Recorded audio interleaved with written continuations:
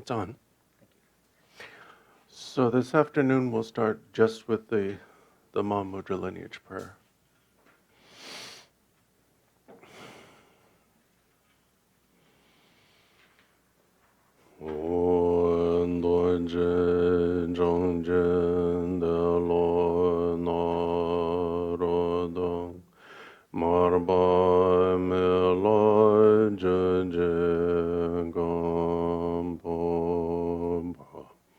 Dozom je jai gunjen karma pa je je jong je je man zinan jen dan zar zom pa den ro pa so so lan ja ja ja lang an ye nyame drogen dam bon ga jula wan dem zoin ga jula manam jumba zeno nam da jin jelo shen lo gom ji gam pa zom ba jin sen or gon lai joi jin me ba dang sen de ren don doi jin be gom jin la yen guar jen ba me ma jin jelo me ge gom jin go wo zom ba jin Meng an der goin jembe la ma la John do zer wan dem be gom jen la Chemin me ge je wa jen je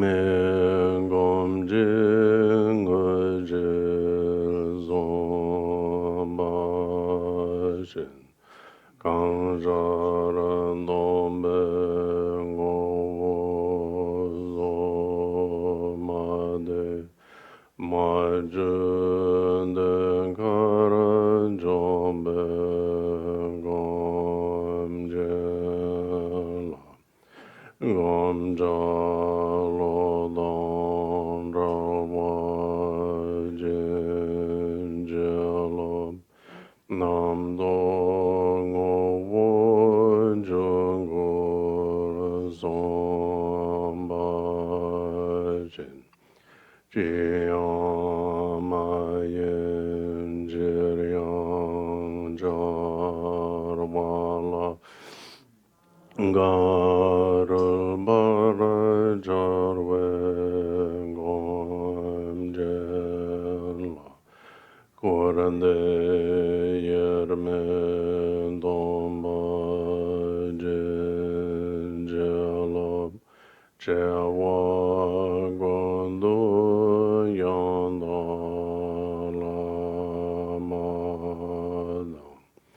Rame je bala lo je sada lam je yande ra zone dorje jange go ban yor do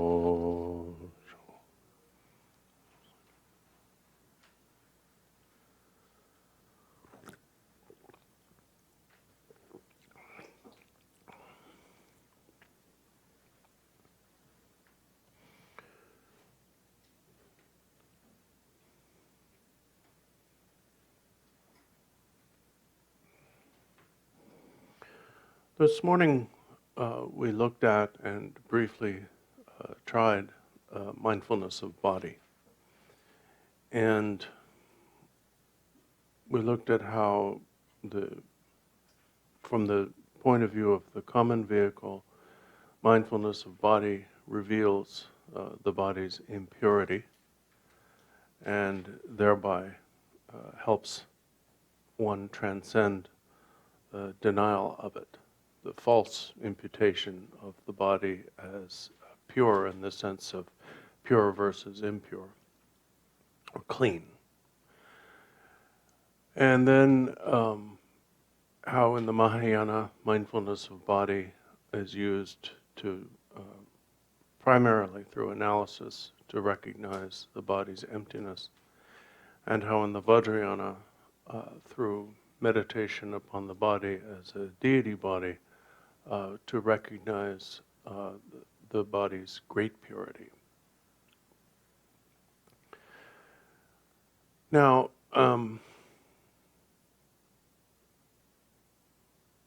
essentially what we're doing when we practice mindfulness of body, whether it's for a few moments, the beginning of a meditation session, or makes up the principal type of meditation practice, although, as I said, it's not quite meditation, it's really just, is that we are using our continuous mindfulness to be attentive to our body. Now we use the term mindlessness, and we say we're mindless. Actually, we're never mindless. We're always mindful.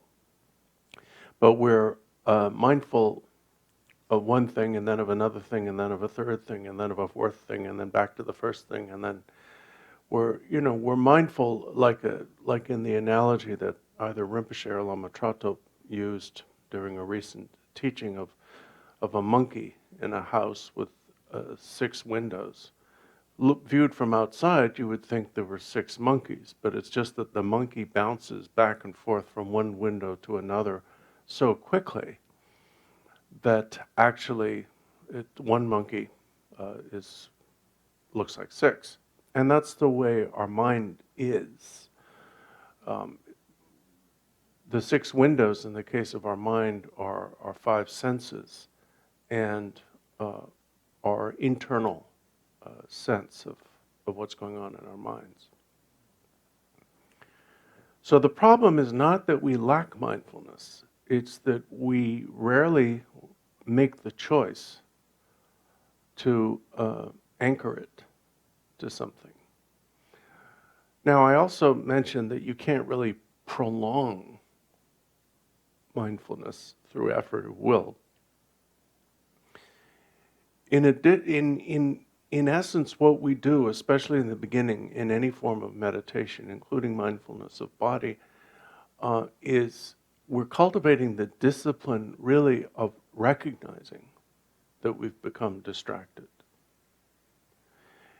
It's very easy to start. You just try to be mindful of your body. But pretty soon, because we are in the habit of distraction, we're thinking about something else.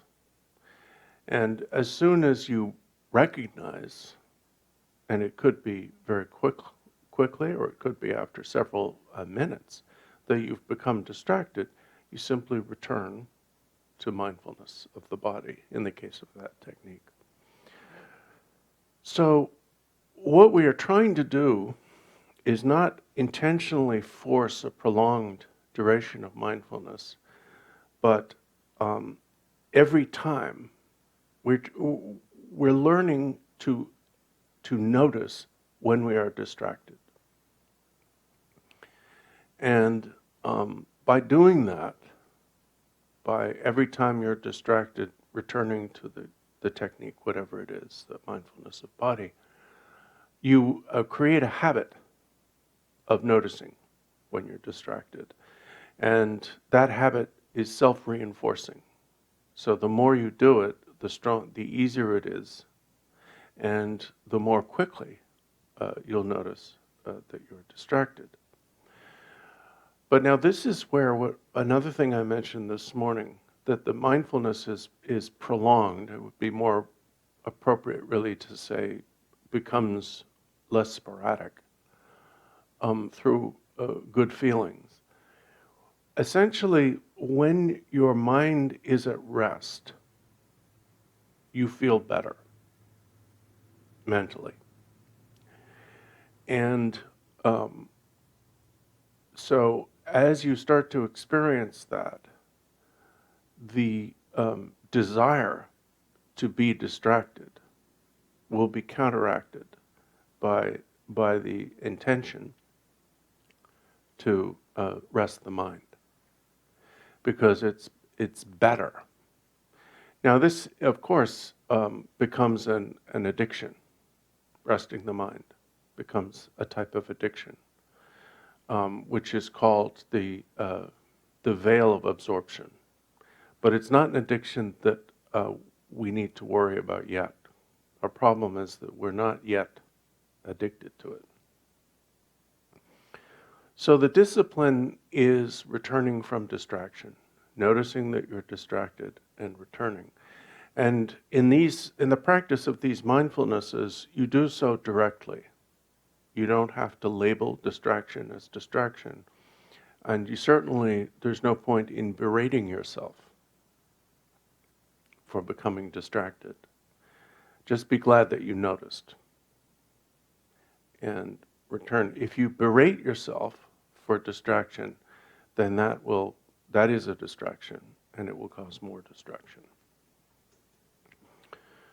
Now, each of the 4 mindfulnesses corresponds to one of the 4 marks of existence, as described in the common vehicle, which are they are 4 aspects of the first of the 4 noble truths, the truth of suffering. And one of the implications of the truth of suffering is that we are in denial of our suffering. So when the Buddha first presented the 4 noble truths, which he repeated them 3 times, he named them and then he gave them and then he concluded them. The first time he said, the first noble truth, or the first truth that is apparent to the noble ones, or arhats and bodhisattvas and Buddhas, is suffering. The second noble truth is the cause of suffering. The third noble truth is is cessation of suffering. And the fourth noble truth is the path. Then he said, suffering is to be known or recognized. Its cause or origin is to be stopped or abandoned, you could say. The cessation of suffering is to be achieved, and the path is to be traveled on or made use of. And then he said, other than suffering, there is nothing that needs to be known or recognized. Other than its cause, there is nothing that needs to be abandoned.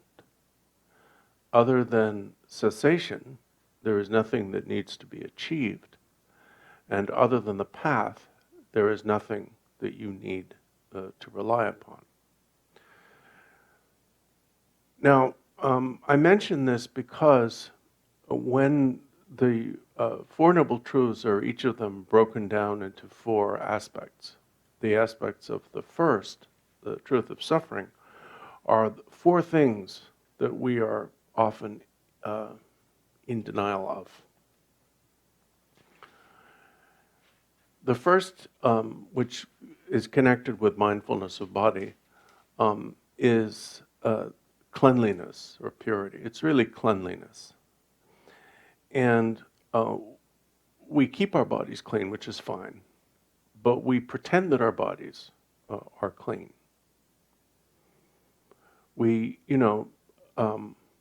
in the advertising industry when you have all these beautiful male and female models in all of these magazines. They're designed to appear as though they're clean inside and out. No shit anywhere in any of those models. Well, of course, all those models are full of shit. I mean, we're all full of shit. But we're supposed to pretend that that's not true. So the first thing is, with regard to the mindfulness of body, accept the fact that you're full of shit. Everybody's full of shit. Don't pretend that you're not. The second illusion is pleasure or fun. We pretend that life is fun.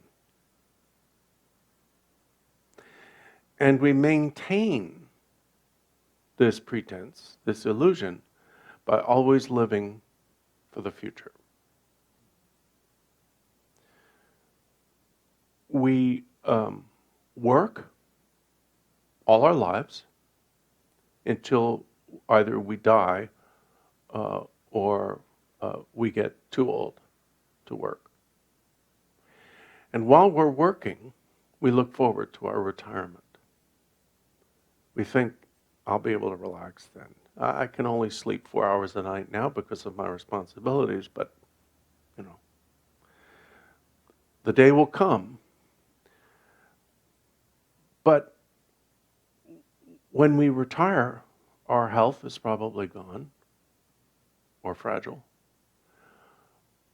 We are treated as irrelevant by the society. We torture our elders in this culture. We treat elders as though they're garbage. The conditions in some elder care homes are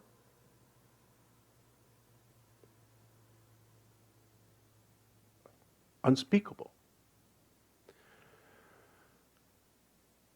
So we look forward our whole lives to fun that never happens. During the day, we look forward to the evening.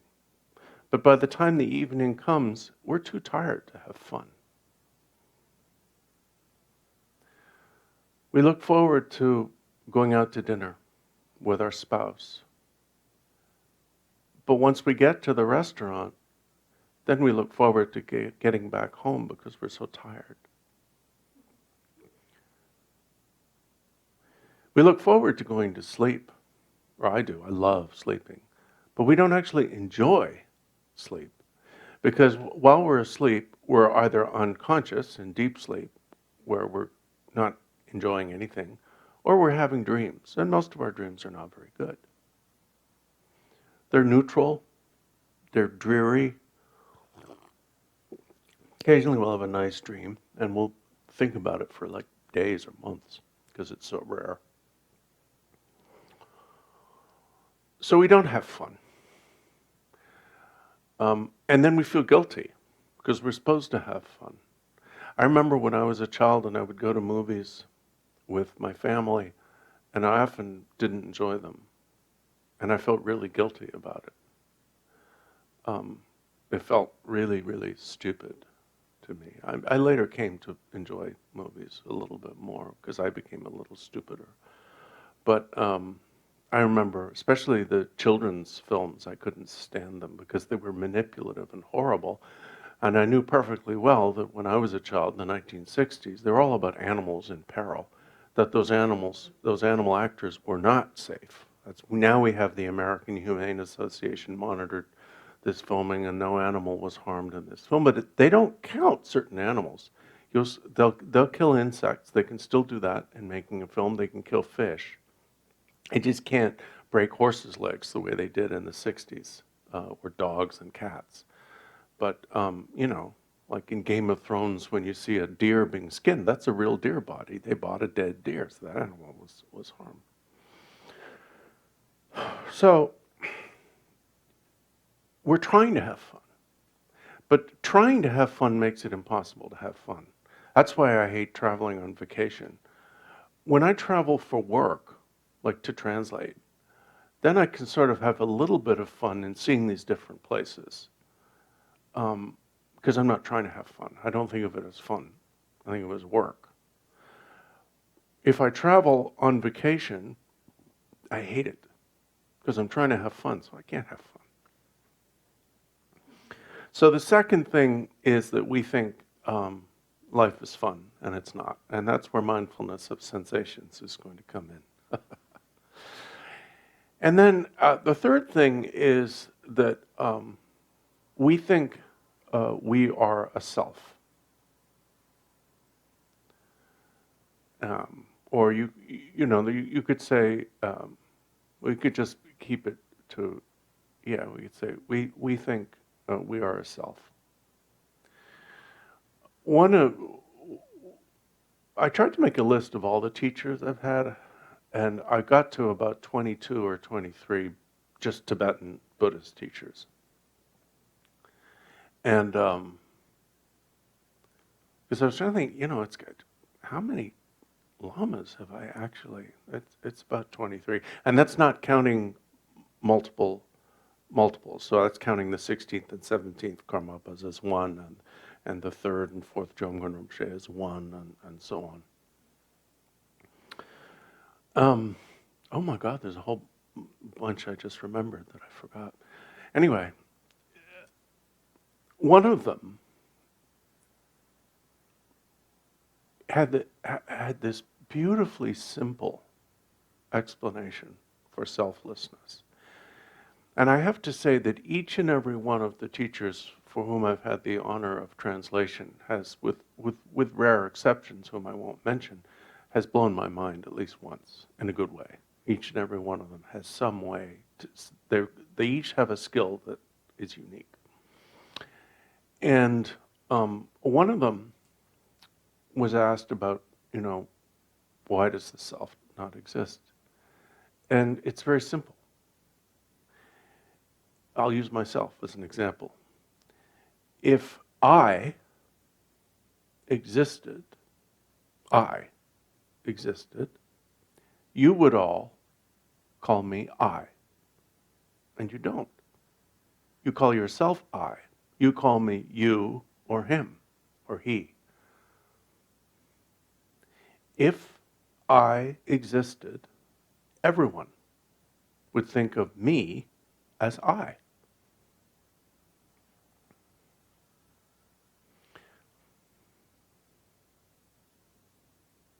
It's that simple.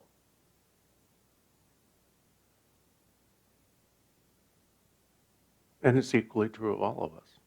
That's why when the 16th Karmapa was asked, it wasn't him who said that, but when the 16th Karmapa was asked, does the Buddha have an ego? He said, yes, the Buddha's ego is all sentient beings. A Buddha thinks of everyone as I.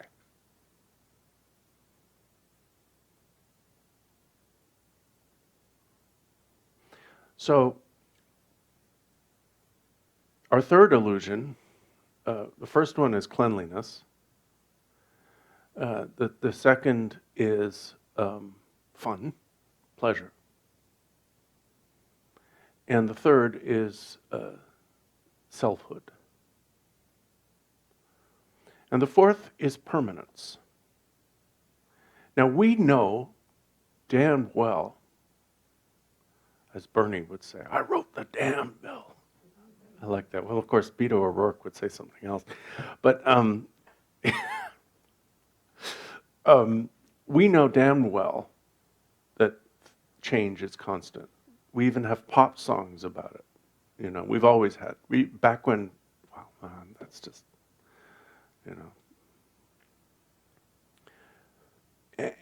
And yet, we deny it. We constantly expect things to be what they were in the past.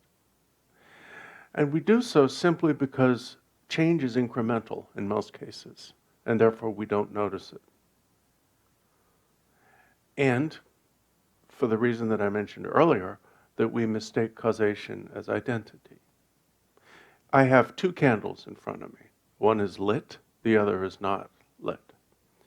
So I use the lit one to light the unlit one. Now, is the flame that passes from the one candle, the lit candle, to the unlit candle the same flame? Is it the same while the candle is being lit, but then different after they're separated, put on different ends of the shrine? Or was it never the same? And if it was never the same, what happened? Can't light the candle without a previously lit candle or a match or a lighter. But it's not going to come from nothing. Anyway. So the answer, of course, is that the flame isn't even the same in the first candle from one moment to the next. The flame at any given moment is the result of the previous moment, of that continuity or continuum that I'm choosing to call flame. It's like the river in the water in a river. The water in the river right now, at a certain point in the Hudson River, is not the same water that was there yesterday. Is it the same river? Well, conventionally we would say the Hudson River, and we all know what we mean by it. But what part of it is exactly the same? The river as a whole is in much the same place it was yesterday, although, water levels change. The currents are much what they were yesterday, but the current is just the movement of the water produced by certain conditions. And since the water's not the same, it's meaningless to say the current's the same. It's similar, identifiably similar. But we act this way constantly. In terms of trying to find fun, we live for the next moment. And in terms of what our expectations are, we try to live in the past.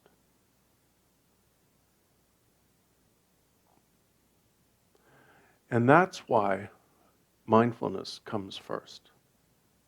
Because mindfulness, not telling yourself that there's no such thing as fun, not telling yourself that things are falling apart constantly, but just being mindful of the present moment of experience protects you from living for the future or trying to prolong the past. So it's not a neutral thing, it's a healthy thing. By not prolonging the past, you start to cut through our habitual denial of impermanence.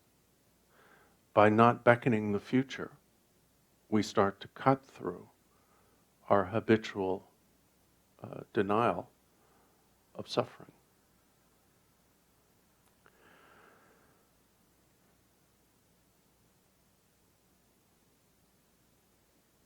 The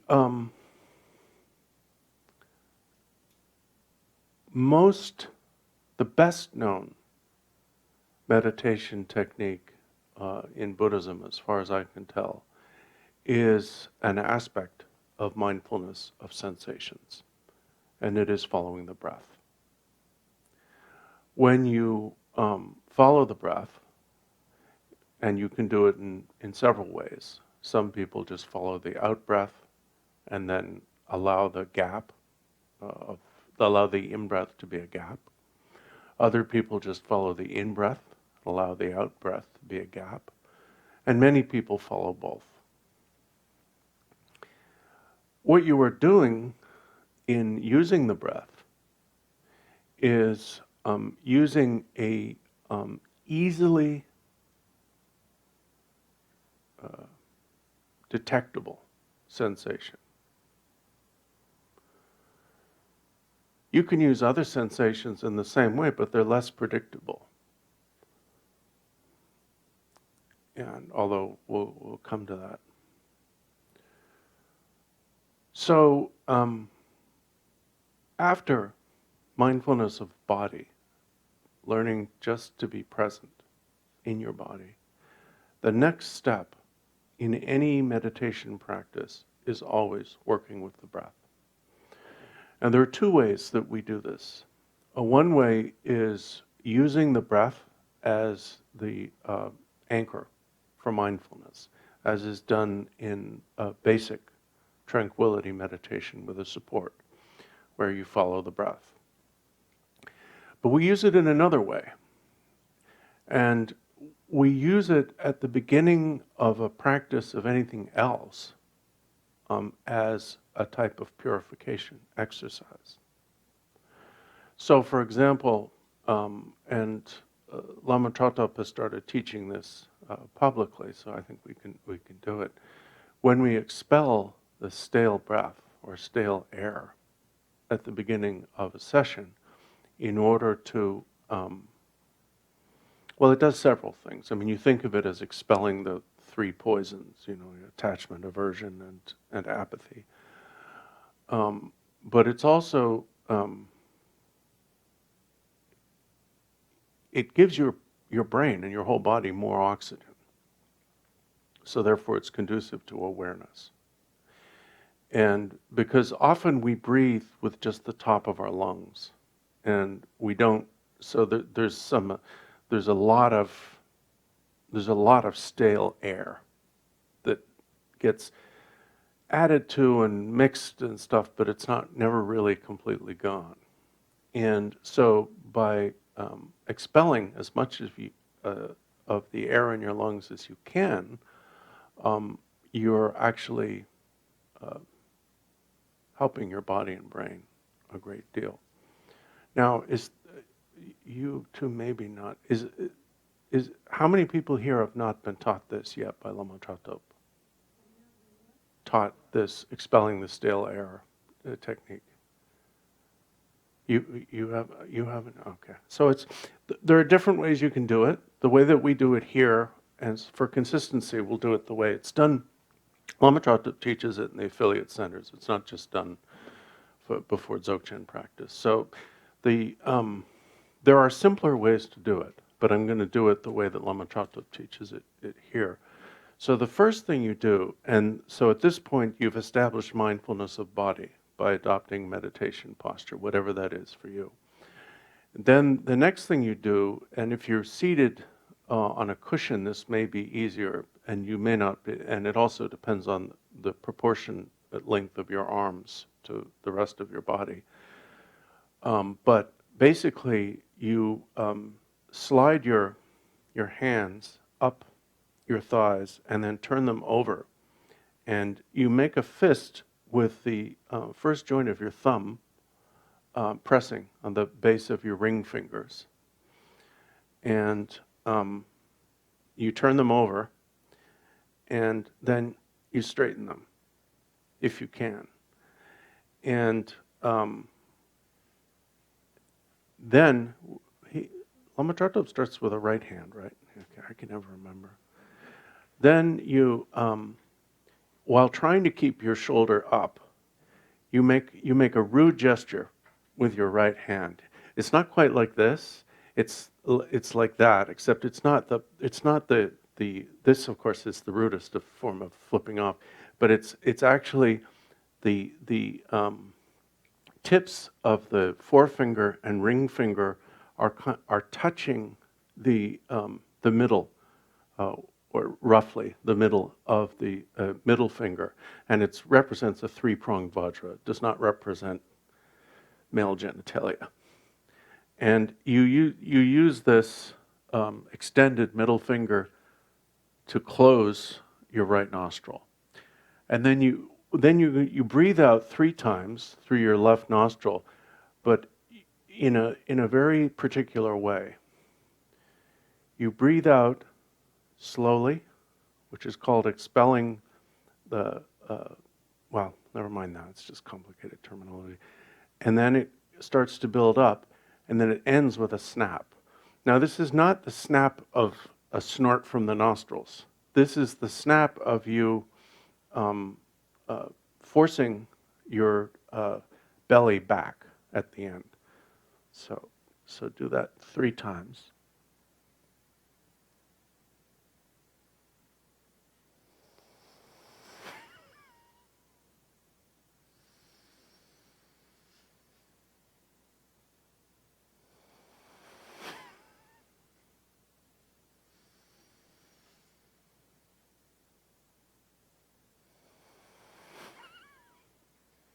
And then you return your right hand to the previous position, and then you do the same thing with your left. So the right nostril 3 times.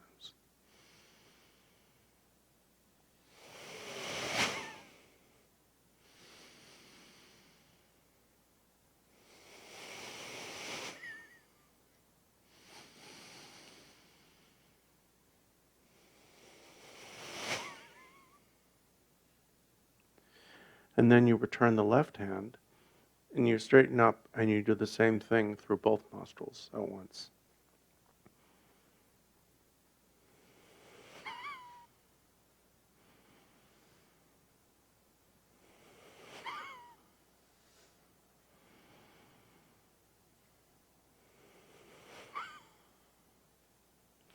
And then you relax. You return your hands to whatever meditation posture, sliding them back down your legs, and then you relax your shoulders. Now, this is actually among the benefits are, as I said, partly physical, that it's actually adds to the available oxygen. Symbolically, you think that the stale air that you expel from your right nostril is all your anger. And the stale air you expel from your left nostril is all your attachment. And the stale air you expel from both is all your apathy. So you expel the poisons. But the third effect of it, so there's the physical benefit, then there's the purification benefit. The third effect is it helps blend or closely marry your mind and your breath. Now, the breath is a very good way to get at your mind, which is why following the breath is so widely taught.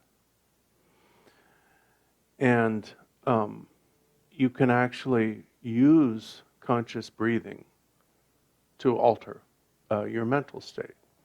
That's why, people will say, come on, take 10 breaths and then talk, then we'll talk. But it is a sensation. So when you practice this, you've already practiced at the beginning a mindfulness of body. You're adding mindfulness of a sensation, mindfulness of a particular sensation. But there is more to mindfulness of sensation than just the breath. So it needs to be practiced at the beginning of any meditation session. It's good to expel the stale air, as we just did. But sensation is very important in general, and especially physical sensations, as meditation, an object of meditation. And at this point, we are talking about meditation. Because it is our sensations, our feelings, that disturb us. We're mostly disturbed by physical sensations, emotional feelings, and thoughts. Those are the 3 things. Particularly if you're in pain, you should not try to meditate on anything other than the pain itself. Because the pain is a natural source of concentration. You're not doing it to get rid of the pain. It may get rid of the pain. What it will certainly do, however, is get rid of the additional pain. Because there are 2 aspects to pain. There's the pain, and then there's the fear of the next moment of pain.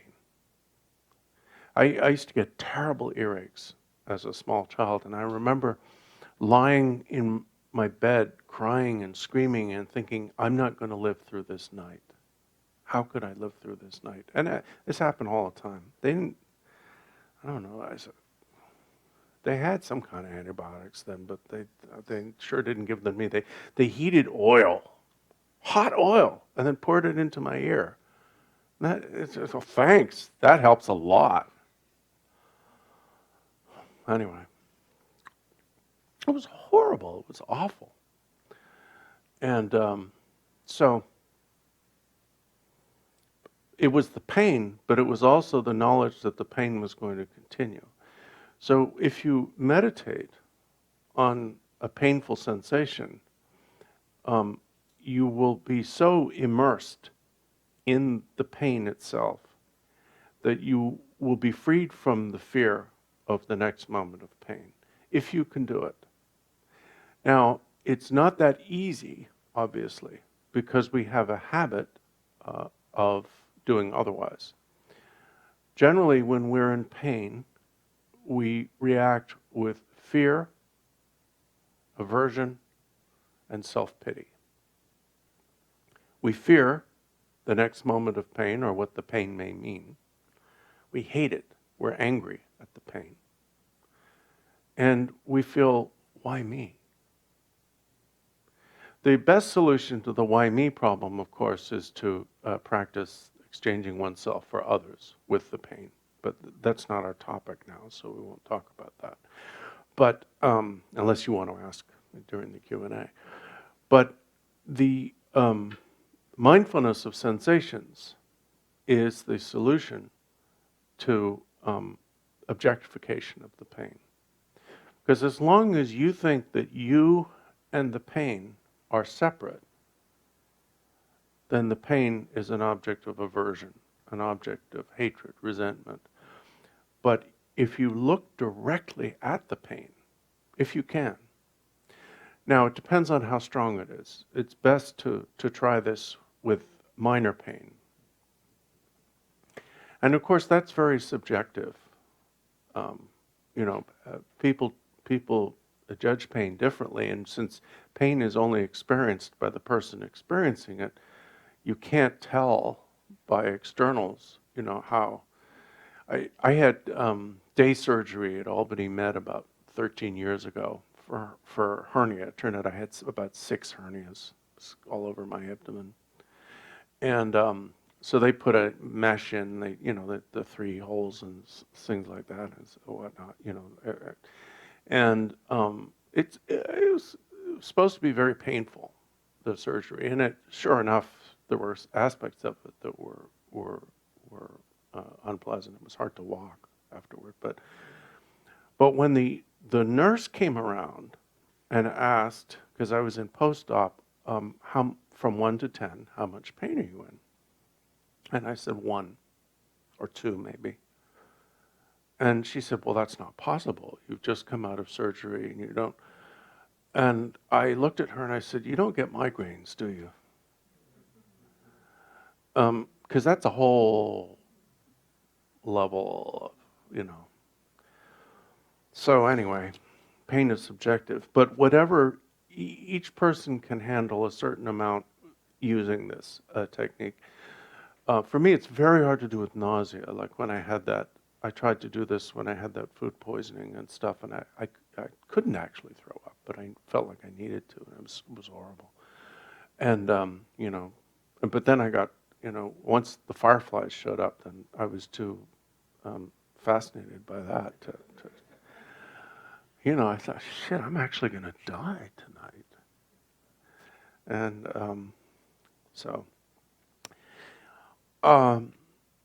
but nausea for me is very, very hard. Some people can do this with nausea. What you can deal with, it really depends upon you. It's very, very individual. But if you're in, and you should not allow pain to go on when there are ways of stopping it. That's not the point. The point is that if you can't stop it, by all means, take an Advil if it will help. But if you have to experience pain, as we do from time to time. Use that as the object of meditation. Look directly at that. And it will be easier than a lot of meditation because your mind is naturally drawn to it. When you formally practice mindfulness of sensations, however, as we're going to try in a few minutes, you simply look at whatever sensation predominates at that time. It could be a pleasant sensation, it could be neutral sensation, it could be an unpleasant sensation. For example, a pain in your legs, a pain in your back.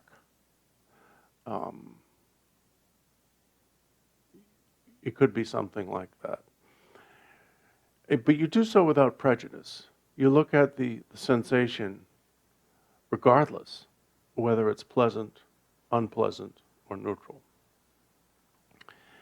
And by doing this, the first thing you will discover, and this is emphasized in the common vehicle, is that the majority of sensations are either neutral or unpleasant. Comparatively few of our physical sensations are pleasant. We like to eat, but after you eat, if you eat enough so that you're full, you're going to feel slightly sick afterwards, probably. And if you don't eat enough so that you're full, you won't feel sick. You may not feel sick afterwards, but you also didn't enjoy eating because you didn't eat as much as you wanted to.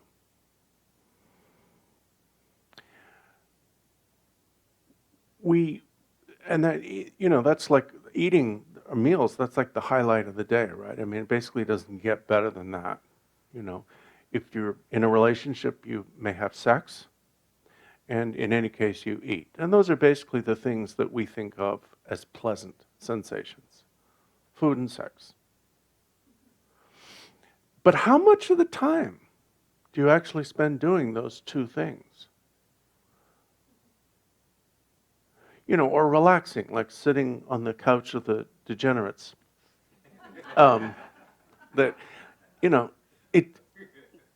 When I'm tired, and I'm not particularly tired today, so it wasn't that dramatic, when you sink into that couch, the first moment is a pleasant sensation. But then, as I think Tula mentioned, it starts to irritate your back because there's no support. The very thing about the couch of the degenerates that makes it so comfortable makes it uncomfortable. And that is what the Buddha was talking about. What about cell phones? Cell phones are a minor. I mean, they're just. We're talking about something primordial. Cell phones are. It depends. I mean, how you use them. I mean, like I do enjoy. I have a kind of a crossword puzzle thing on my iPad. I guess that's the kind of thing you're talking about, right? I'm talking about addiction. Oh. Imagine we were all sitting here and we couldn't put our cell phones down. But that's true. Put your cell phones down, come on. And we couldn't. Yeah, but you did. But we did, but there are people who can't. Yeah, there are. I mean, but yeah. Well, that's just something like any, because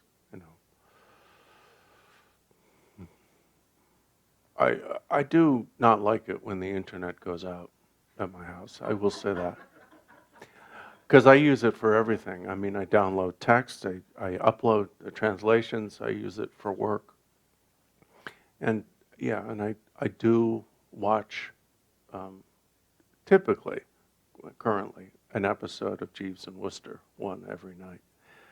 I can't take the tense, making crazy, violent stuff that's now, it's just I get bored. I mean, I did watch the last season of Game of Thrones, but it's like it just raises the ante. So it's like horrible violence just becomes boring after a while. But Stephen Fry and Hugh Laurie, I mean, it's great stuff. That's one episode of that. It's 45 minutes.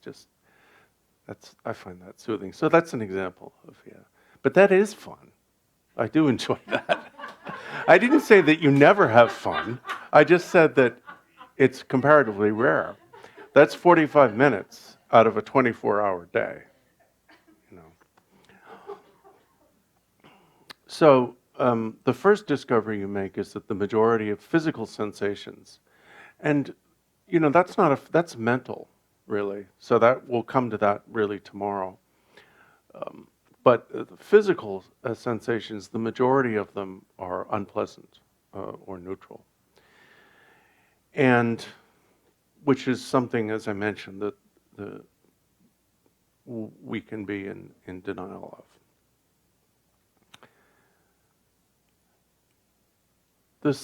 Another discovery that can be made or experienced is the emptiness of sensations.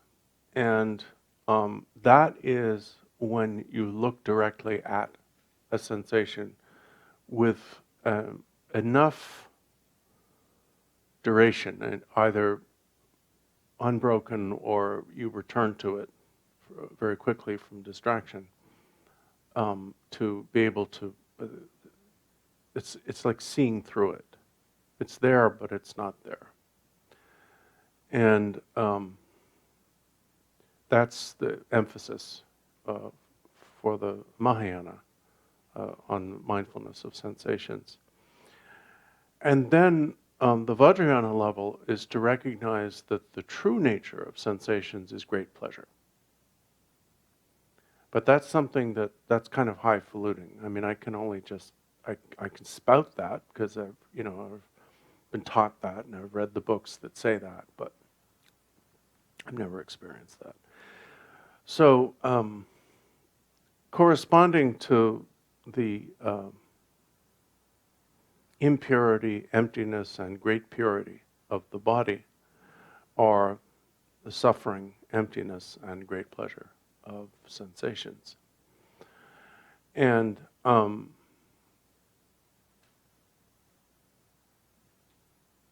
so now we're going to try it, a mindfulness of sensations. If you don't feel anything, because basically a sensation here is not so much an object of the eyes, ears, nose, or tongue, but a tactile sensation. It could be internal, like gas, or it could be external, like an itch on your skin. It could be an ache in your joints. It could be pleasant or unpleasant. If you don't feel anything, then try to look at feeling your weight on the chair or the cushion, feeling the contact between your body and your clothing, something subtle.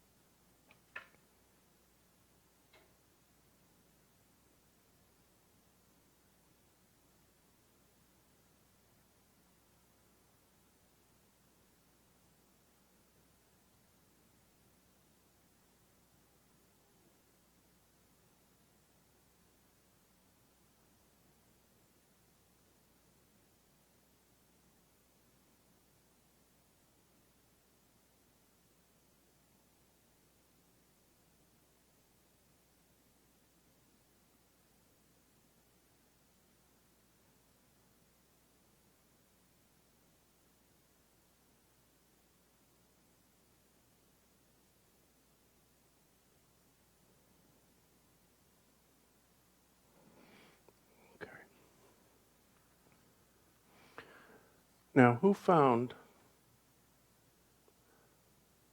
the mindfulness of body that we practiced this morning easier than mindfulness of sensations? Did anyone find mindfulness of sensations easier than mindfulness of body? It is easier. And it's easier because we're obsessed with our sensations, with how we feel. So it's not creating a new road for the mind to travel. It's a well-traveled road. And but to do it for the best results, it's important to make no separation between the mind that is looking at the sensation and the sensation that is being looked at. Even though it's a physical sensation, you are experiencing it with your mind. Your mind is experiencing that physical sensation, just as it experiences everything. So, when you look at the sensation, you're actually looking at an aspect of your mind. I don't want to take that any farther than that because I won't have anything to say tomorrow. But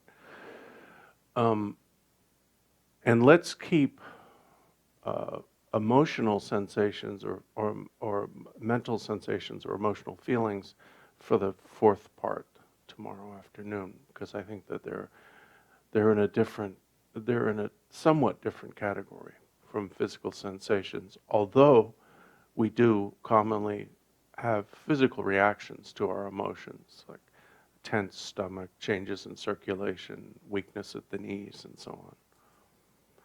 Okay, questions?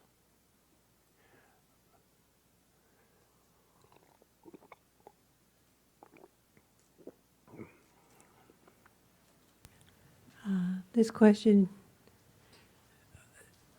how would you describe the imagination? In other words, my experience connecting with my sensation opened up my imagination. And I saw myself doing I guess you call them somersaults, Mm-hmm. all the way up to the up to Guru Rinpoche there, and then going like that. So I mean, that's my imagination. Is that my sensation? Are they the same? No. I don't know. Okay. No, they're not the same. Well, That's your imagination. Your imagination is an operation of your mental consciousness, of your mind. And it can be spurred by sensations. And acts of the imagination can bring on sensations. But it is not the same thing as a sensation. For example, try something right now. Imagine that in front of you, quite close to your face, there is a lemon. Imagine the color of the lemon as clearly as you can. Now imagine that you're cutting that lemon in half with a sharp knife.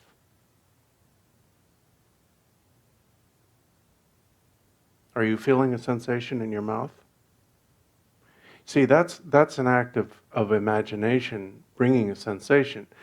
But the sensation, and that's a traditional example. It's one in Mipam's Gateway to Knowledge. He uses it as an example, one of 8 similes for the non-continuity of consciousness. So anytime he says thinking of anything sour will cause a reaction in the salivary glands. And but there isn't actually anything sour in your mouth or smelling, but for some reason we respond that way. And then there are the yawners.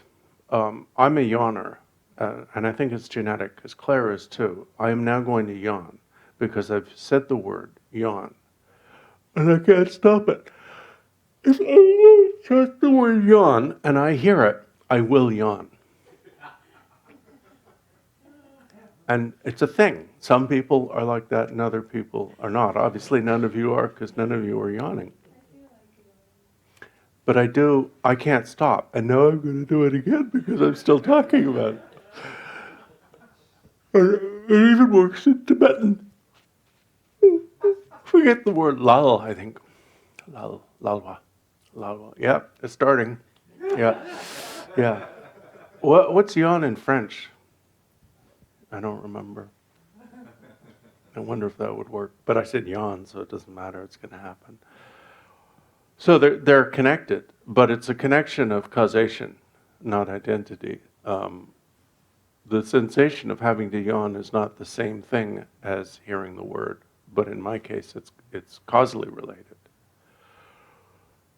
I better stop talking about that thing. You know, that thing. Oh no, I know what thing I'm referring to, so it's going to happen again.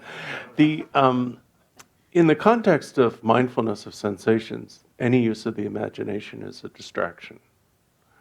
So we make a great deal of use of imagination in many of our practices, but in mindfulness of sensation, per se, you don't. The exception to that is in those practices where you manipulate the breathing and simultaneously do visualizations. That involves combination of imagination and actual sense. Sorry, that pops in, yeah, like it pops in your mind like you yawn. You stop it and you say, okay. Well, evidently I can't. No, you don't stop it. I mean, but imagining yourself doing somersaults up. See, well, because you in your life make a tremendous use of imagination. You're a painter. You're an artist. So therefore you have a highly developed visual and creative imagination. So naturally your mind's going to go there. It has nothing to do with yawning. No. All right. Did someone have a question?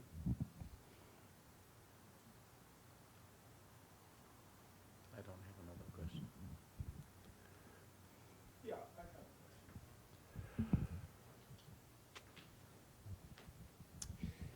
So is this a part of imagination? My experience right now, paying attention to different areas of discomfort, what at a certain point popped up for me was just this really nice feeling of just, wow. I'm experiencing that. That's just being very present with that. And that was a good feeling. So is that imagination a mental thing, or is that connected to It's a mental sensation. mental? Okay.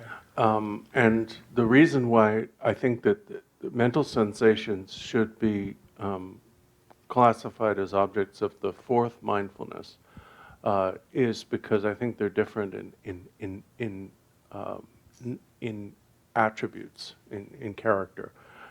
Physical sensation is identifiably physical. Mental sensation is a thought. Okay. So that being present with the physical sensation brought on that mental sensation. Yes. Okay. And what you experienced was a kind of mindfulness of mind, which is something that we'll look at tomorrow morning. But it's not the same as mindfulness of sensations. Thank you.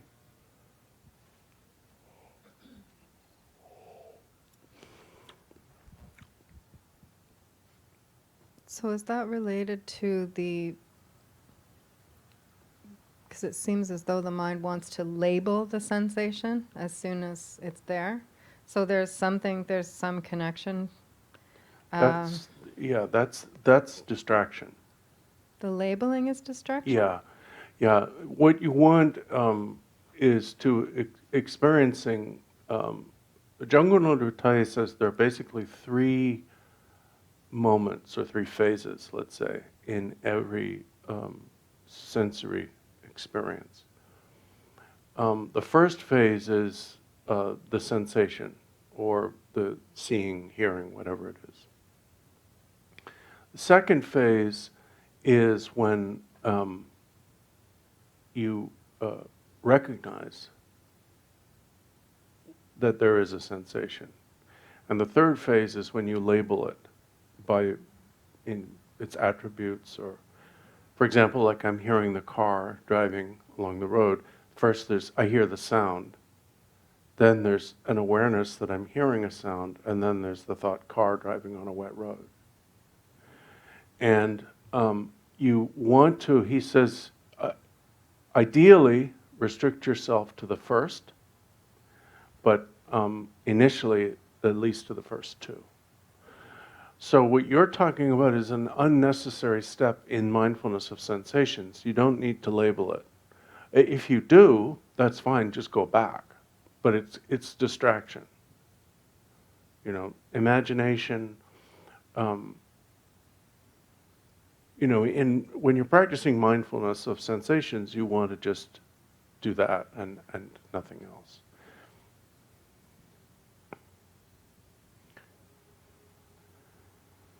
But the labeling, although it is distraction, is good because it means that you're returning from distraction. It's a little bit like when you first wake up, you're not completely awake. The labeling is like that. It's benign distraction. It's distraction that you want to get rid of, but it's a good sign that that's the distraction that's happening. You talked about the next 4 aspects, and then the next 4 aspects. Is that what you're hoping to do with this teaching, is to continue it? No. No. No, I mean the 4 aspects of the First Noble Truth. No, I'm not going to go into the other 3 because they're not part of this.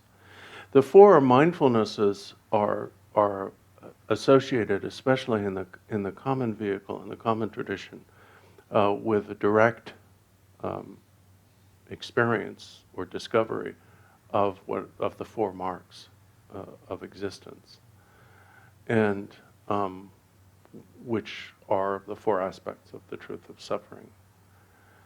And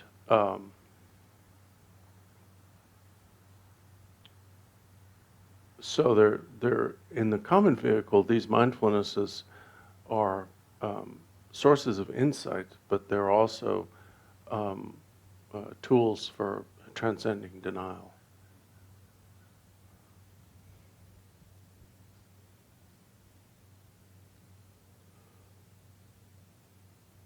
I just can't stop yawning. I think it's because I keep on thinking of it. If you look at a picture of yourself yawning, would you yawn? Probably. Even the thought of looking at a picture of myself yawning is making me yawn again. If I see a dog yawn, I yawn. I mean, it's like...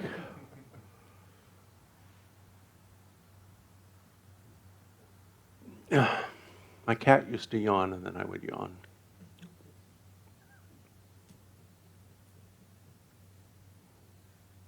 Any other questions? Tell us stories about how mindfulness of body and sensations has helped you. Well, it would help me if I did any. Mindfulness of body...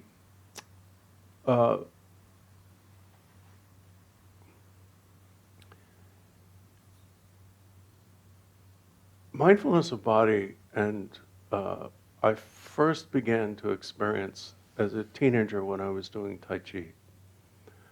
And I don't think, I was too loony probably to be able to sit and meditate, but I could engage in controlled disciplined movement. And I started to experience a sensation of mental wellness that I'd never experienced before.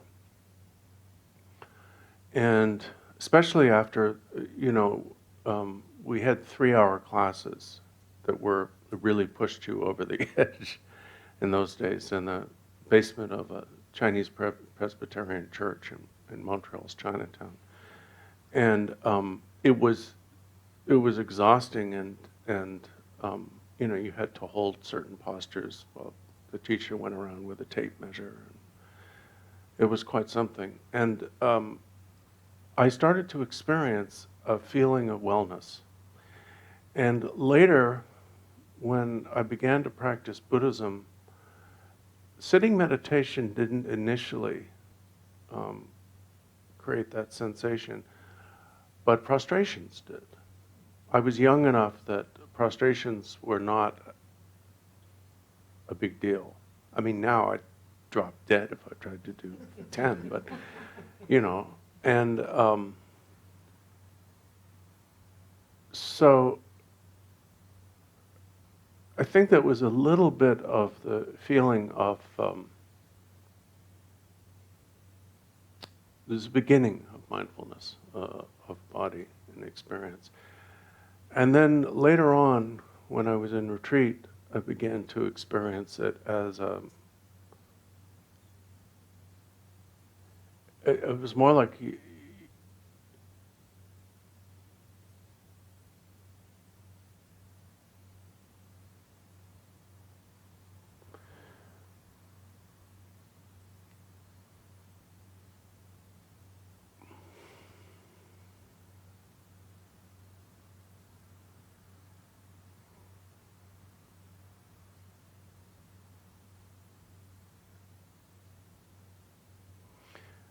it's kind of like meditation is a pie, and mindfulness of body is the crust. And mindfulness of sensations is that part of the crust that's on the inside and is wet, because it's contacting the fruit or meat or whatever is in the pie. Yeah. Yeah. You've got to unpack that a little bit. Well, It's too abstract. well, you can't have a pie without a crust. Otherwise, where does the pie start and stop? The crust forms the container and boundary for the pie. And it also causes what's inside the crust to cook differently than it would without the crust.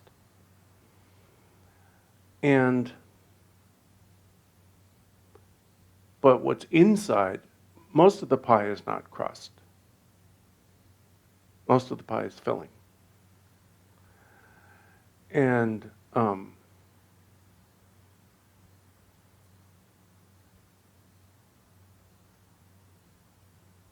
so most meditation is not mindfulness of body or sensations, but I think it has to be there.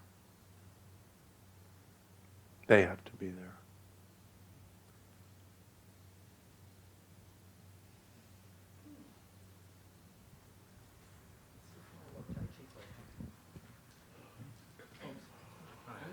I'm easier to move than you. In your Tai Chi classes, was this Sifu Lee incident? Yeah, Mr. Lee. Yeah. Yeah. Well, my teacher studied with him, too. Well, we both know Sam. Yeah. We've talked about I know, Sam. but Yeah. anyway. So my question is, did the teachings on the Tao influence your perception of Buddhism and how you teach now? Sifu didn't talk about Taoism, except to diss it and claim that it was mostly charlatans and mountebanks. He thought do the Buddha was okay. He said, yeah, do the Buddha okay. He was kind of down on Taoism and yoga because he was constantly having to fix people who had. Don't forget, we're talking about the mid-1970s, and there was not yet sufficient attention to proper alignment in the way Hatha yoga was taught in at least there in Montreal. And he was constantly having to do sports medicine therapy on people who had done the twist pose or whatever it's called, who had hurt their back. And so now it's different. I mean, now I think since the influence of Iyengar and others, the yoga teachers are much more scrupulous about making sure there's proper alignment.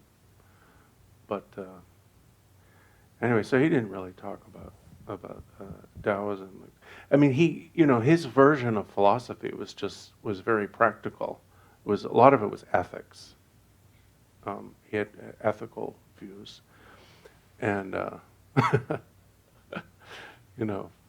on quite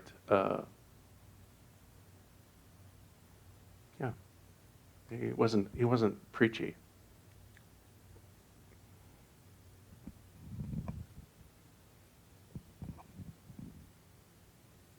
Do you notice that every time somebody asks you a question about yourself, you divert it to some other, like you don't? I Oh yeah? yeah, she was asking How did about it- whether Li Shupak talked about the Tao, and I said no. She said, how did your interaction with Tai Chi inform the way you teach Buddhism? We asked that again on the microphone. Oh. Not really. The question was, did my practicing Tai Chi as a teenager influence how I teach Buddhism? No, not really. I think that it was just sort of, for me, it was just a stepping stone toward Buddhism. And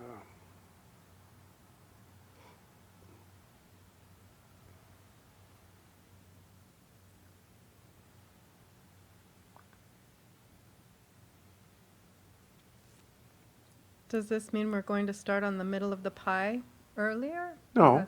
No? No, it's divided into four, one technique each session.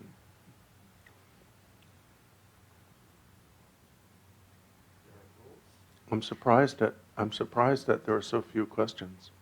There'll be more tomorrow. But you've got one? Yeah. Good. Since we have We definitely have time. a small group here. A small group, and it's raining. Okay, so go back into the meditation of sensation, right? Yes, mindfulness of sensation. Mindfulness of sensation. So, is it possible then, because I was thinking about my experience and the imagination kind of taking over, like your yawn, Mm-hmm. Oh, thank and you. so I I just stopped, Phyllis. I just stopped. And that was No. So I was going back in my mind.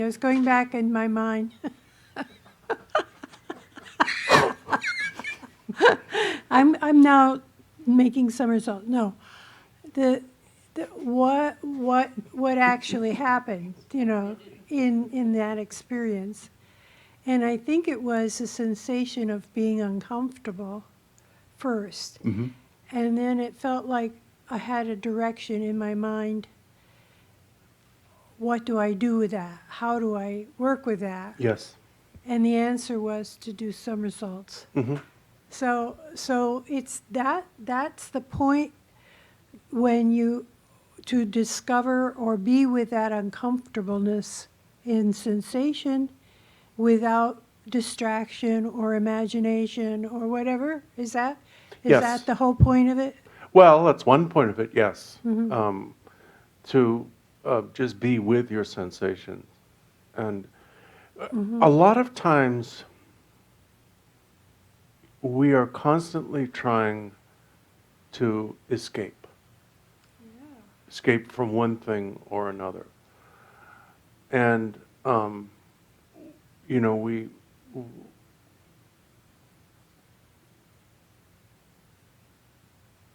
we're always looking to somehow escape from the present moment of experience. And uncomfortableness or pain, right?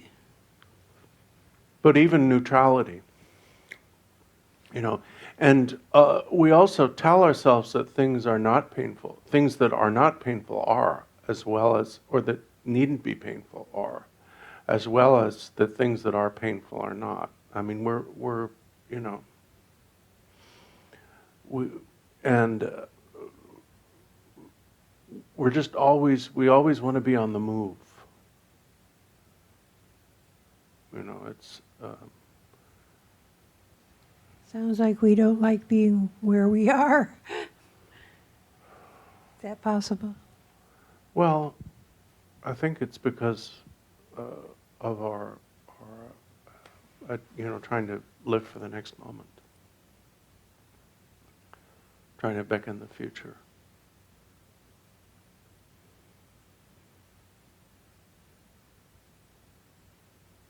Maybe we need to practice more of that. Thank you for the teaching, Lama. I had a question about the breathing, the nostrils. Mhm. I seem to remember Lama Trato telling us to visualize positive energy coming in and Yeah. the anger and apathy and Yes. attachment Yeah. going out. Yeah. So something positive coming in, something going out. Yeah, Okay. I think he did he mention the, I don't remember if he mentioned the blue. Yeah, he did mention, but you see, some of that what he said might have been contextual to that 10-day retreat. So I didn't want to get into that. I wanted to just sort of get into what he has taught publicly. Right, right. So focusing on this for this meditation will be fine. Yes. Yeah. Very good. Yeah. The only reason, I mention it, is that to show that these steps we go through in the beginning of any other practice include all four mindfulnesses. And by the end of tomorrow afternoon, that will be apparent that these are things we practice in the beginning of any other session of practice. When I practice, I don't really spend a lot of time meditating. I tend to spend more time with the chanting Mm-hmm. and the mantra recitation. Mm-hmm. But this needs to be done also. Well, it's very, very good. I mean, needs, you know, it's... I mean, to do the rest of I it mean, without this part is like baking a pie without a crust. No, not quite. I wouldn't go that far, but I would say that it's a good idea when you first sit down to practice to take a little time. You know, it doesn't have to be very long, just being in your body, getting the meditation posture correct. Then cleanse the stale air. And then, you know, you rectify your motivation, you think of bodhicitta and so on, and then you can begin the practice. It's good if you take that time. Otherwise, if we don't approach it that way, somehow a meditation practice becomes just another part of our rat race. Or, Rat race. oh, You know, it's just sort of another thing we're rushing through. You know, it's okay, I've got 15 minutes, I'm going to meditate now, and you know, do that, and then I've got to go pick up the laundry, and then I've got to go. I mean, we're not to blame for this, but the whole point of meditation is that it's not supposed to be part of the rat race. You know. if no one else has a question, I have a question about the 10-day teaching, if we could touch on that for just a minute. Sure. Does anybody else have a question? It's being put on YouTube. Yeah, maybe. We're webcasting, so maybe not. Yeah. Maybe not. So yeah. maybe some other time. Okay. All right.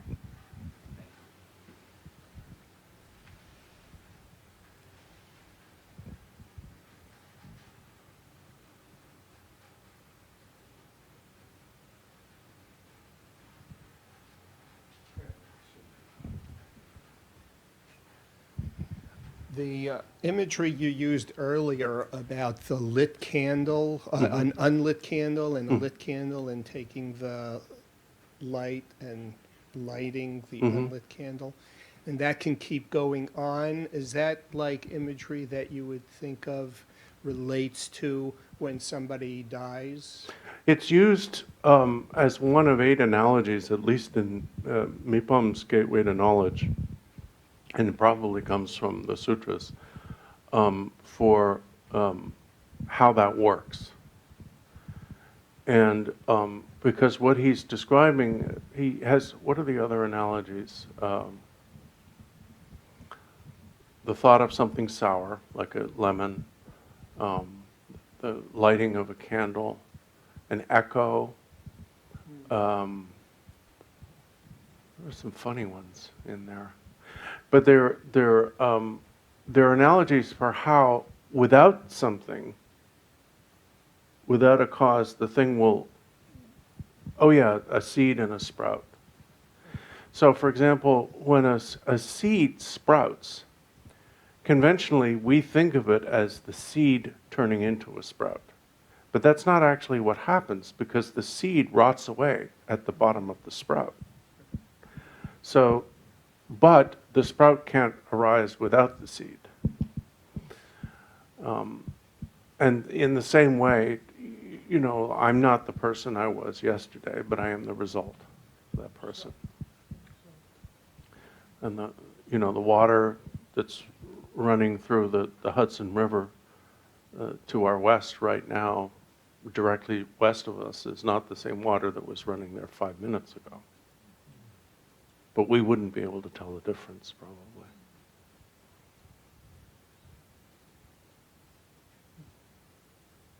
Any other questions?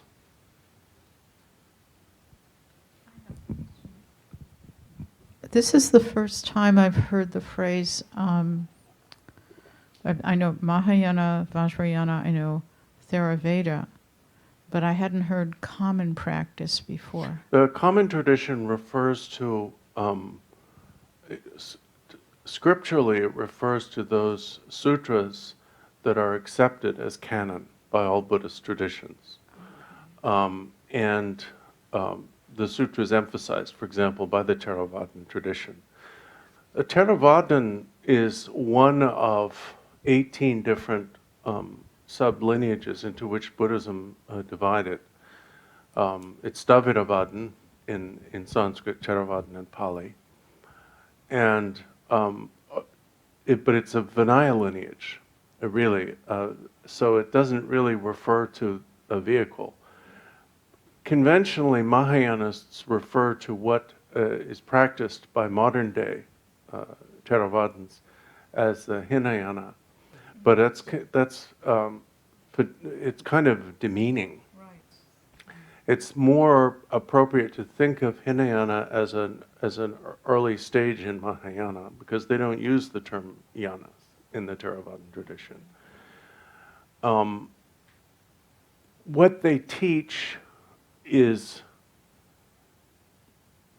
appears to be largely the Dharma of the common vehicle.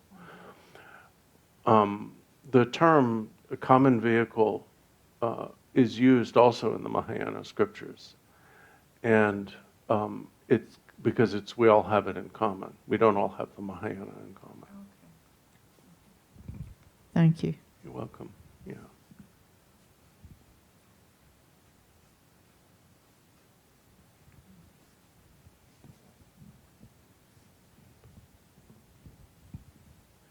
Any other questions? Well, there's a break in the rain, so we'll chant the whole dedication starting on page 7.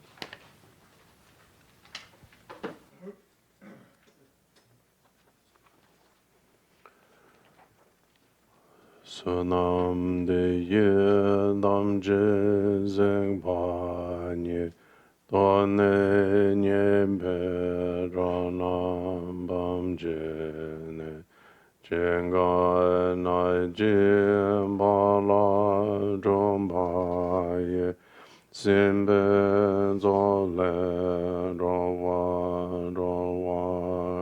zho ge wa de yin je wo gun sunam ye she zon zo de Sunam Yeshe le Jongwe Amba Guanyen Domba Jo Chanjo Zemne Rinpoche Maje Banam Je Jamba Nyamba Me Padang Gomne Gondo Bawajo